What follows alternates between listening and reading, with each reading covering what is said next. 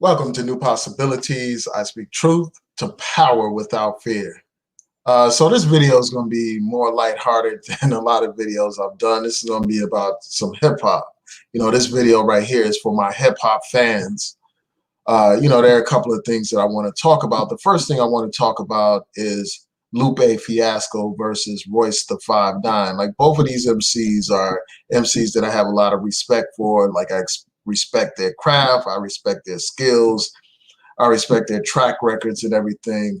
And the first indications that I had that there was some kind of beef between these two artists was when I was on Instagram. No, actually it was Facebook. I was on Facebook and I saw this post by one of the hip hop pages that I followed, and it was video of Lupe Fiasco and Royce the 5'9" having some kind of verbal exchange, and they were like going back and forth. And basically during that particular live stream, it was a couple of people on there. It was Royce the 5'9", Lupe Fiasco, and a couple of other people.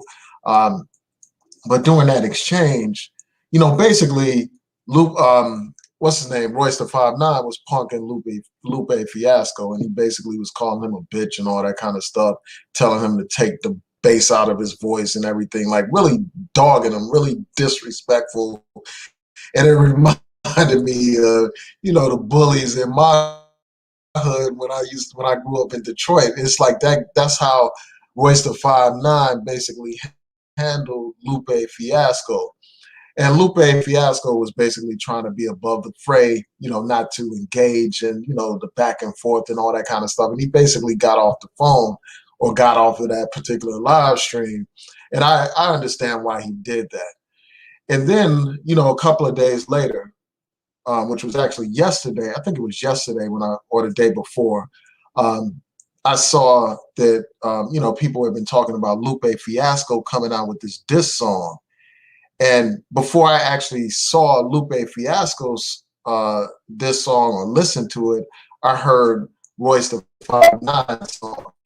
And I was like, that song's cool. It's okay. It had a laid back type of beat. And he took shots at Lupe Fiasco, but none of the shots were like really landing like that. It was like he was throwing a lot of punches, but they weren't really solid punches. They weren't any kind of knockout punches or, powerful punches or anything like that. It was a bunch of clever wordplay, his flow, Royce the 5'9" has a nice flow and everything. His flow was on point. But nothing he was saying was like memorable or something that would be like, ooh, one of those ooh moments, like, oh man, like he really got him. He hit him low or he hit him hard with this line or that bar or anything like that. So it was a great rhyme, a cool rhyme, but it wasn't hard hitting. It wasn't nothing like some hit 'em up or, Ether or anything on that kind of level, or even like No Vaseline or something hardcore. It was one of these hardcore type of diss songs or Common song, the bitch in you. It wasn't on that kind of level at all. And then I listened to Lupe Fiasco song really did some damage, man. Like I mean, I know that Lupe Fiasco is a great MC. I have respect for him as an MC, but I didn't know that he had it in him to come at somebody with, these kind of disses. Like, this song is lethal. It's like one of my favorite diss songs that I've heard in a long time. Like, this is one of the best songs that I've heard in a while where an MC is dissing another MC. And even though it's around some negativity, hip hop is built upon like competition, is built upon, unfortunately, beef and all that kind of stuff. And this whole back and forth, like, creates a greater appreciation of the culture. When I heard this song, I was like, hip hop lives, hip hop is alive, man. This song really moved me. It touched me because he was going hard. He was going in on this song. And what I'm going to do is just read a few bars from this particular song, because unlike Royce's rhyme, which had some clever wordplay and all that kind of stuff and was smooth and laid back, this particular rhyme that Lupe put out had some hard-hitting bars that were really personal, that really, shook the foundation. So I'm going to read, a couple of bars from, you know, Lupe's lyrics. Shout out to Sister. Thanks for tuning in. Yeah, so this one again, you know, for people that are just tuning in, this is a more lighthearted particular video. As people know, I'm a big hip hop fan. I love hip hop, and I need to talk about it more often because there are a lot of different things that come up in hip hop. But this is one of those things I have to talk about. So I'm gonna read a couple of lines from Lupe Fiasco's song, and it's called, the name of the song is Steve Jobs. So you got to check this out, and I will post the links to the actual songs for the people who haven't heard them yet. But you know, this kind of competition really brings out the best. Like if it just doesn't degenerate into some, you know, violence or some kind of problem, this really is like when they have to go against each other. You know, it's like they step up to the plate and step their game all the way up to meet the challenge. And that's what Lupe did with this particular rhyme. So I'm going to just highlight a couple of bars. He said, your problem is you ain't never had no impact. And he goes on to talk about like how, you know, even though he has all this syntax and he has all these, you know, technical skills, you know, talking about Royce the 5'9", he hasn't had any impact. And when you think about it, there's some truth to that. I mean, even though he has like these songs that he's done with Eminem and all that kind of stuff, with Slaughterhouse and stuff, Royce as an artist doesn't have anything that's memorable like that. He doesn't have any classic bars that people constantly recite, like a Jay-Z, for instance. You know, certain punchlines that Jay-Z had. Like, you know, a line from one of his famous lines, for instance, is that line where he says, I don't believe you, you need more people. So a lot of people say that over and over again. You know, there are bars from Nas and stuff like that. And people have albums that are recognized as classics that, you know, a lot of hip hop people recognize as great albums and stuff like that.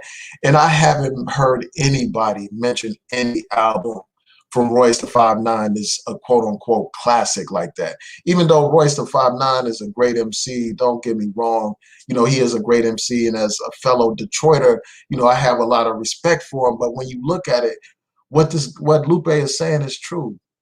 He said you have no impact. So he goes in on that. And I think that that's a valid point. And then he talks about, like, one of the things that he talked about in here, and I may get to it a little bit later, is he talks about how people like Royce want to be Farrakhan 1 minute, and then you know, a trapper the next minute, or a thug the next minute, and stuff like that. And I think that there's something to that. And I know growing up in the hood, like that's just you know, the hood mentality. Even though somebody gets knowledge, you still have certain mannerisms and all that kind of stuff, and certain things that you still engage in, even if you had knowledge yourself and all that kind of stuff. And I see that with Royce the 5'9". And I should share my screen with you all so you can see what I'm referring to. Let me just share my screen so you can see as I look at the lyrics. Yeah, so he's talking about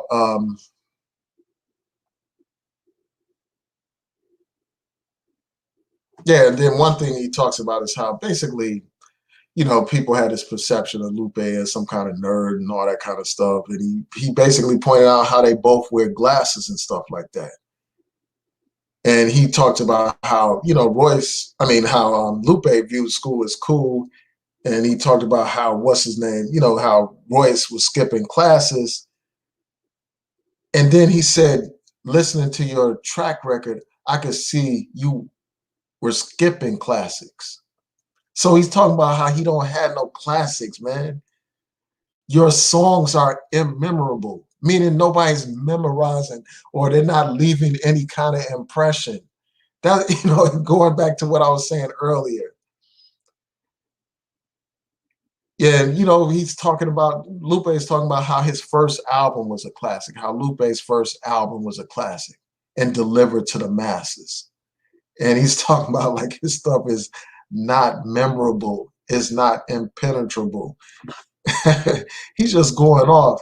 He said, I didn't even listen to your diss record. Basically saying, it's you not even worth my time. I didn't even listen to your diss record.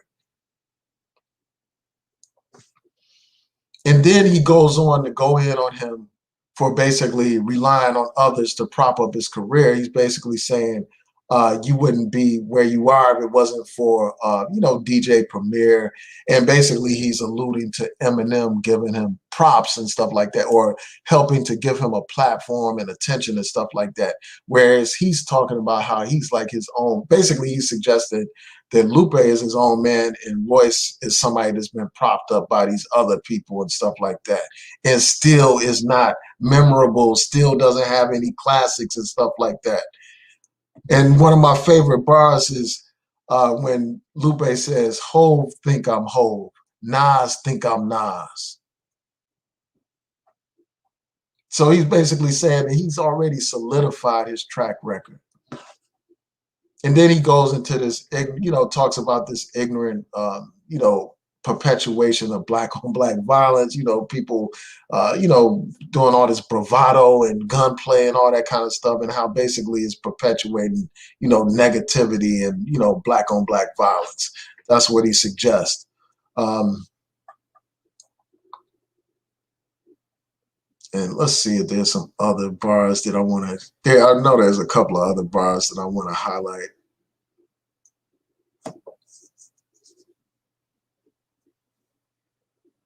Just bear with me a second. And then he calls, Royce the 5'9", he calls Royce the 5'9" a perpetual sidekick. Nigga, sort of a station that you used to. Like basically saying that he's like a perpetual sidekick. And I can understand why people would say that, because this guy spends all of his time being Eminem's attack dog. Like anybody that criticizes Eminem, here comes Royce the 5'9" to Eminem's defense. And I can understand like why you would defend somebody that's your friend. I get that. I understand that. I understand why somebody would defend someone that helped give you opportunity to exceed or to succeed and to get, record deals and all that kind of stuff. I can understand why you would, defend them. But this guy, Royce the 5'9", takes it too far, where he looks like he is, Eminem's attack dog, Eminem's flunky, Eminem's sidekick, Eminem's Robin, and Eminem's Stan. And, basically he's calling them out for this. But one thing that's really smart about how Lupe does this is he makes it clear that he's not dissing Eminem. He talks about how he could understand like how he would rock with Eminem and all that kind of stuff. Because he's a fan of Eminem's too. He likes Eminem's lyrics and all that kind of his wordplay and stuff like that. But at the same time, he's going in on Royce the 5'9" for basically being Eminem's flunky. Yeah, so he's just like not holding back any punches.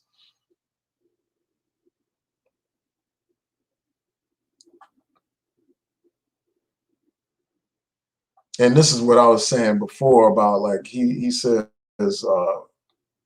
basically F these monster drinking, new age conscious thinking, Farrakhan today, gangster tomorrow, one foot in they sorrow, the other foot in the trap. So he's just calling out the hypocrisy, man, of people like Royce the 5'9", man. He's going in on this.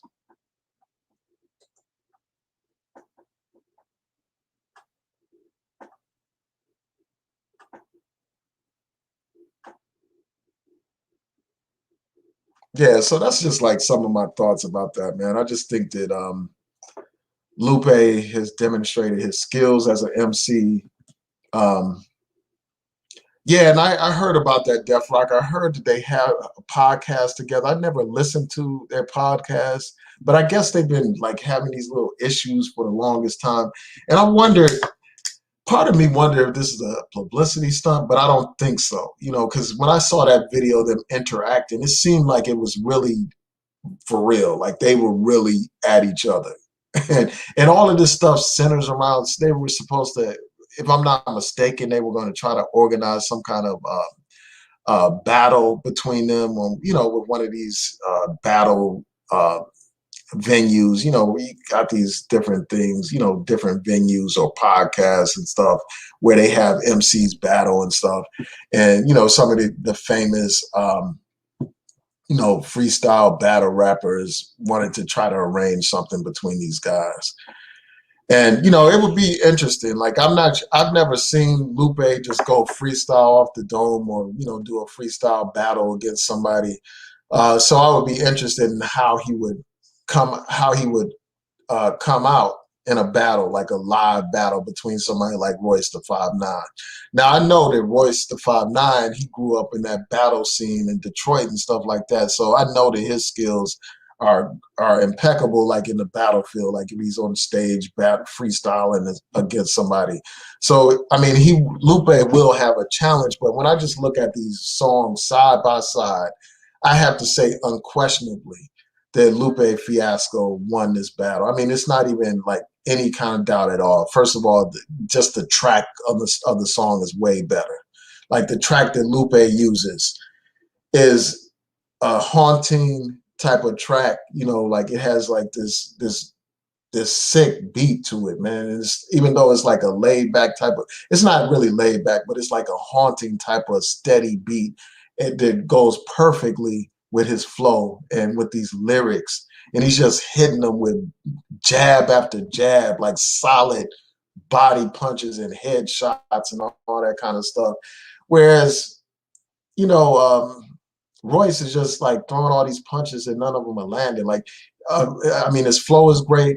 He has all these technical skills. And that's one of the things that Lupe has emphasizing, like, yeah, you got all these technical skills, you can make have a certain type of flow and all this syntax and all that stuff, but where's your impact and stuff? It's like, in many ways, it seems like Royce the 5'9" is trying to be a black Eminem, basically, but it's not resonating with people like Eminem stuff resonates, unfortunately. And it's like, for Royce the 5'9", like I'm not throwing him under the bus. Like, I do have a lot of respect for him, but I expected him to blow up way bigger than he is right now. Like, when I heard him back on that Lyricist Lounge album back in the day, Lyricist Lounge album 2 or something, I had great expectations, especially as a fellow Detroiter. And then also he was on that track with Eminem on his first album. So I had all these great expectations for him that he didn't quite live up to yet. So far, he hasn't lived up to them, even though like he's had a lot of success. He had some success, but I really expected him to be like the next hot artist or something like that. But yeah, those are my thoughts about that. The next thing I want to talk about is, Dipset versus the Lox. They're supposed to have some battle in August, if I'm not mistaken. And it's going to be I think it's supposed to be at Madison Square Garden and stuff. And there's been a lot of debate about who's going to win that Verzuz. And for me, like, my natural instinct is to go with the Lox because, you got Jada Kiss, Styles P and Sheik Luke's, and all of them have impeccable skills. Like, when it comes to like those street lyrics and stuff like that, hardcore lyrics, they are on point, especially, the whole crew is on point. The Lox, they're on point, but my favorite, of course, is Jada Kiss. Like, his flows are like impeccable and stuff. They have so many classics behind them, so many classics that they've done with, for instance, Biggie. They got that song, I think it's called Last Days, that they did with Biggie on his second album.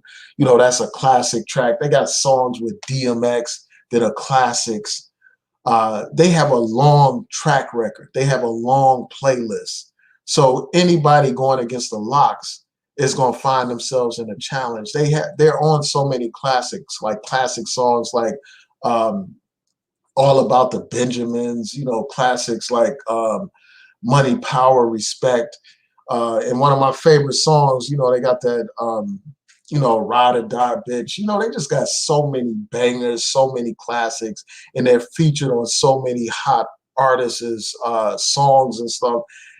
They are going to be a formidable challenge. And, I think that for me, like that would be if I were to just call it off the top of my head, I would say the Locks have that on lock. The Locks are going to win that battle, period. Just based on their playlist, based on their history, based on their lyrics and all that kind of stuff.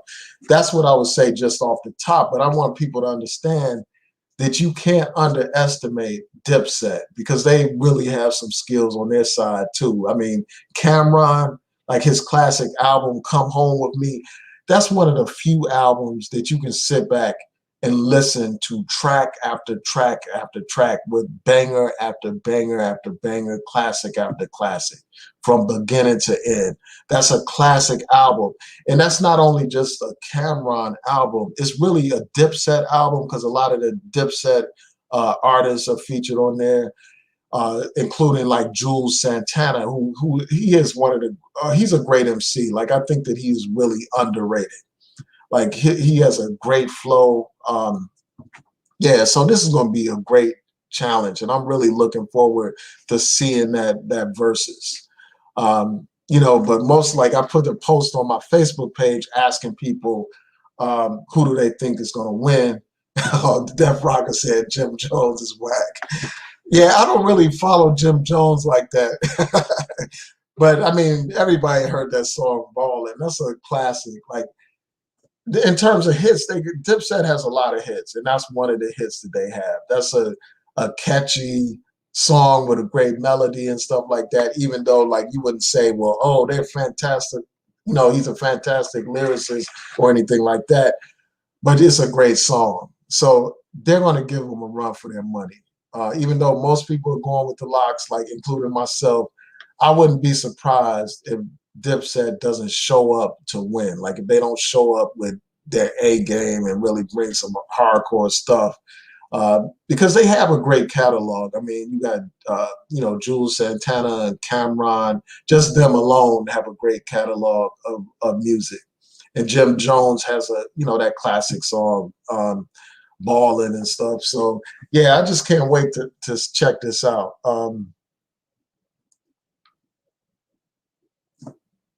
So I'm really interested in what y'all have to say. I see that some people are saying the Locks have it. Oh yeah, Shorty Womp Womp said the Locks will murk them. Yeah, yeah, I can't wait to see it. But I think, I mean, pretty much I agree with most of y'all when you say that the Locks got it. But don't be surprised if, the Dipset doesn't come with their A game to this. I'm still laughing off of him for, Def Rocker saying Jim Jones is whack. All right, let's see. What else are people saying?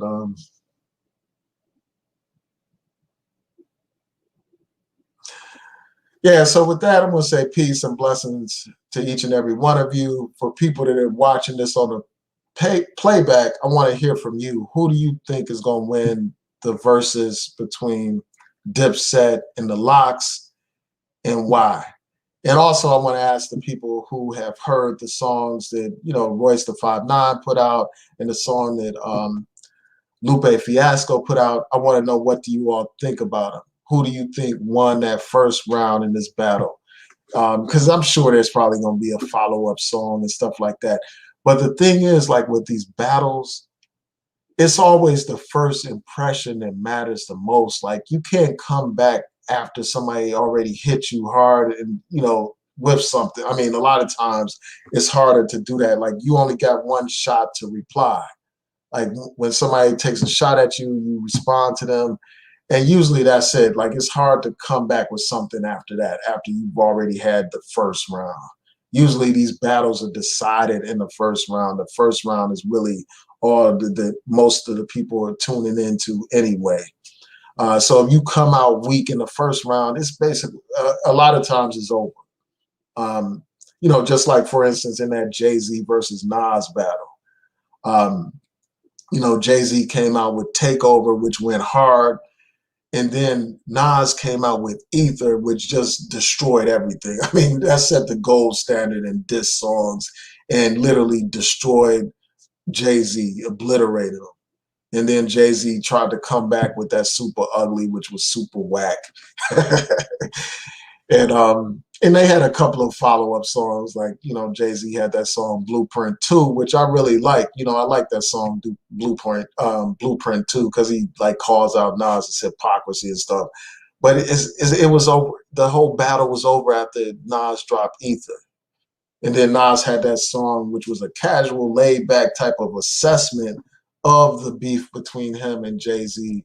And that song is called The Last Real Nigga Alive, which is, you know, a classic track as well. But anyway, those are my thoughts. Tell me what y'all think. Please rate, comment, subscribe, like the video, share the video, hit that notification bell so that you'll know when I post new content on here. Peace and blessings. Have a great day.